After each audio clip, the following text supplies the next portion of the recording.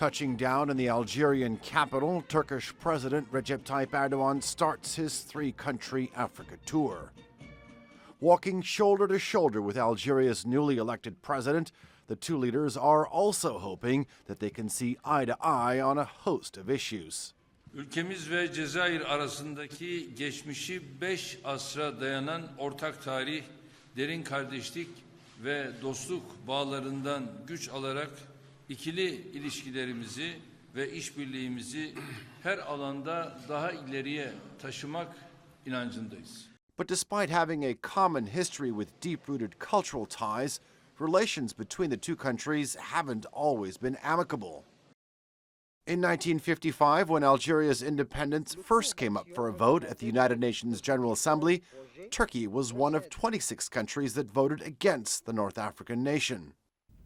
It took nearly 3 decades for Turkey to undo what it considered a mistake.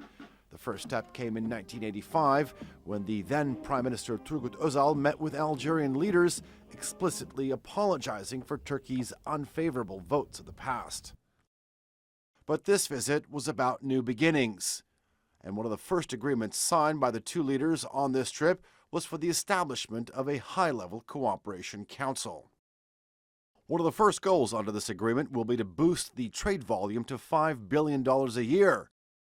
That's more than a 60% increase from its current level. The two countries will also be looking at ways at establishing a free trade agreement, reducing the barriers on imports and exports. And the two sides have eased visa requirements, which will make it easier for businesses as well as tourists to travel. These goals will help cement Turkey in its relationship with Algeria as one of its top partners on the continent.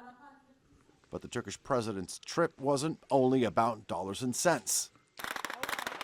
An ongoing conflict in another North African country was proving to be too close for Algeria's comfort.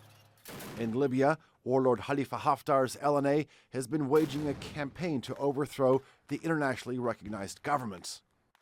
The Libyan conflict is of particular importance for Algeria, given their long shared border. The country's newly elected president, Abdelmajid Tebboune, certainly does not want to see a country at its footstep become a failed nation overrun by militia. Up until now, it's maintained a fairly neutral stance, but it has also said that the possible fall of Tripoli to warlord Khalifa Haftar's forces would be a red line for them. So this trip to Algeria by the Turkish president is an important one in terms of wooing it to its side. It's aiming to get more international support for Libya's government of national accord led by Prime Minister Fayez al-Sarraj. بالنسبة لما يجري في المنطقة لنا اتفاق تام مع السيد الرئيس والشقيقة تركيا على أن نتبع ما تقرر في برلين.